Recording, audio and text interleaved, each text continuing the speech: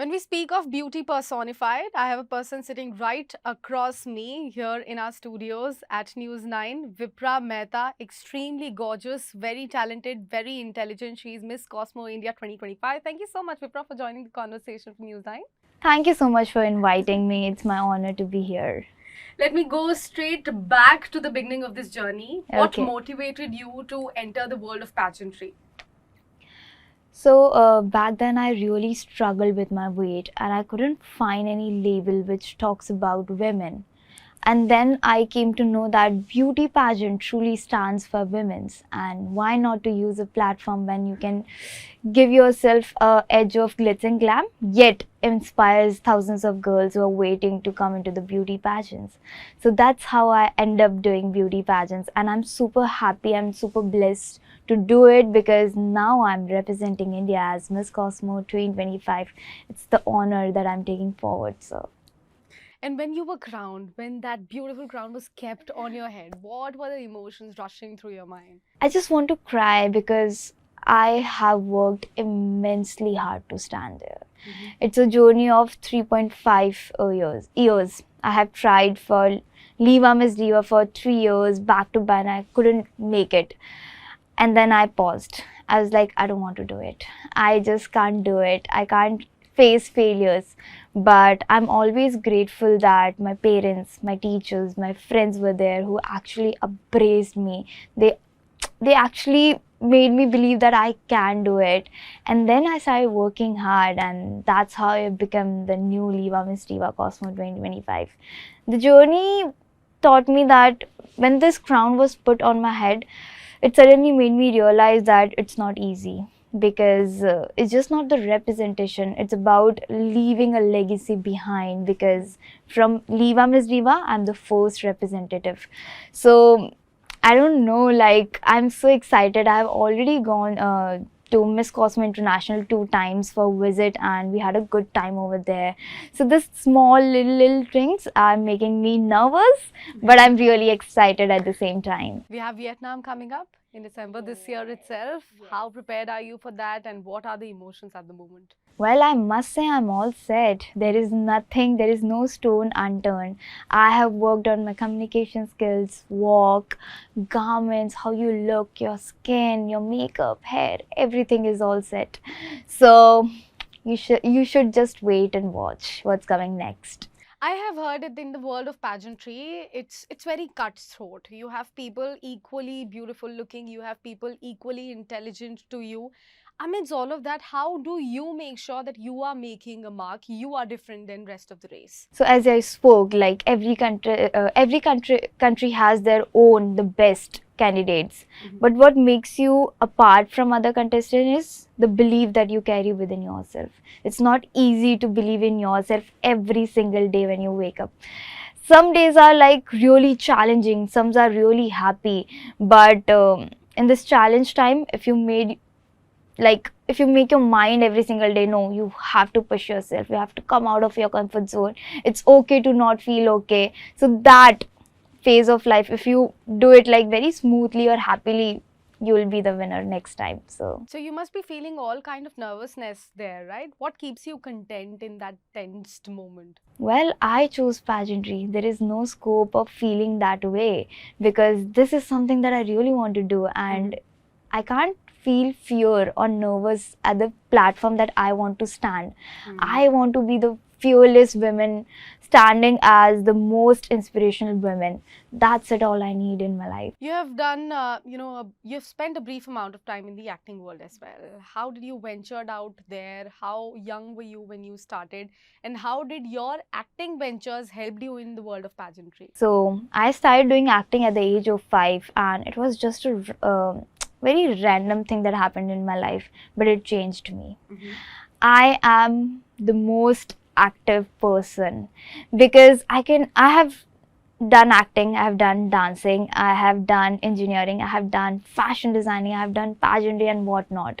So that acting period taught me that you can play different role as you play in a movie, and that's exactly what you need to do in your real life though. So that was the biggest lesson that I've learned from acting, that it's never easy to play a role, but it's always wise to play it, because your life is always about doing multitasking things, and beauty pageant always talks about it. So when I spoke like I'm all set because of the acting field, that I have learned this quality of being very versatile at the same time. So acting has been a holding hands for my life. Like, it's something that actually excites me, it gives me happiness, and I would love to see myself after pageantry into acting field. That's really nice. And starting at the age of 5, it was a very young age. And in Indian context, if I could put across a question like, people seldom question those in pageantry or those in acting world starting very early in their age about their academic pursuit. How did you balance it out over there? So as I spoke, when you need something, there is no scope of balancing. You'll do whatever it makes you feel like. And I'm a person, if I'm with my family, I'll give my 1000%. If I'm doing studying, I'll give my 1000%, because time is something which is very precious. And when you are investing it, you have to invest with very wise mindset. And that exactly I did for my 10th. I just dropped everything for a while and I studied, because that was the most important thing of my life. It's a step. It makes you feel like well educated and all. So choose wisely what you want to do, and I did it like in my own life. And I don't take things as like burden. I think I take things as a fun part of my life, as a journey that can gives me success, failure at the same time, and you always learn from them. So no matter what happen in your life, you have to be grateful, you have to be happy, cheerful every single time, and that exactly helped me. That's so interesting. And now you will be representing India at the global stage. You have done it before as well. You have huge responsibility on your shoulders. So, as an Indian, how would you represent your Bharat on the global stage when we speak of the culture, when we speak of the traditions, when we speak about our identity? So basically, beauty pageant also hold one thing, which is your garments. Yes. So I would love to wear something for my national costume round, which talks about my own culture, because India is a diverse country. A lot of language, a lot of culture, festival, foods, like it's very diverse. But what makes India really connected is the people. I want to show that exact side to Vietnamese, that no matter from where we are coming, we are always one. Vasudeva Kutumbaka is something that I also follow. So that's exactly what I'll show on such a great international platform. That's really interesting, and that's very, very inspiring and thoughtful. If I could ask you, who has been the biggest motivation in your journey throughout, and who inspired you or influenced you sort of to enter the world of pageantry? So my biggest inspiration is my own sister. Um, she's also a computer science engineer. She lives in Bangalore, and I love her. No matter what happened and no matter how much we fight, but she has been my constant support. She's my cheerleader, she's my compassion, because we started doing dancing at the same age, but there was a competition and both of us were standing on a stage and the judges asked. So there was only one chance, like only one person can go, and she was like, you should go. And at the time I realized that your own blood is something that can make you feel like alive. At the time I realized that she's someone that I will always look up to the most. And I don't know, she lives very apart from me right now. I live in Mumbai, she lives in Bangalore, but our souls are really connected. She's there in Udaipur, I am in Delhi. So it's very hard to manage at times, but I love her the most. And every win, every success, every failure, whatever happened in my life will be always dedicated to her. Like we say, sister are second mothers. Yes, I also love my mother, but If I could ask you, what would be your word of opinion? What would be your word of advice to the younger generation, to young women, young girls out there who aspire to become just like you? so the biggest motivation or biggest thing I aspire is time.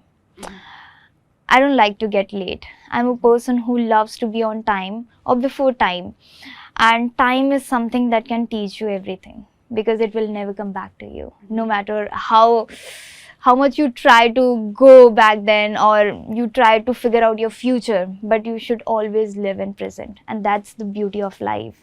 So the viewers who are listening me right now, just utilize your time. Whatever you are doing in your life, just put your 100,000%, and always believe in yourself. If I can do if I can do so you can also.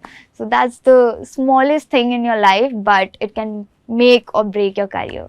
That's so beautiful and so inspiring. Lastly, it might come across as a question for job interview, but believe me, it is not. I want to ask you, where do you see yourself in the next 5 years?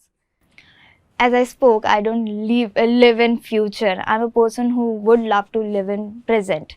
So whatever I'm doing right now will always be the 100%. And if I have to see myself after 5 years, I just want to grab a coffee, walk in a Sanjay Leela Bansali set, and being an actor.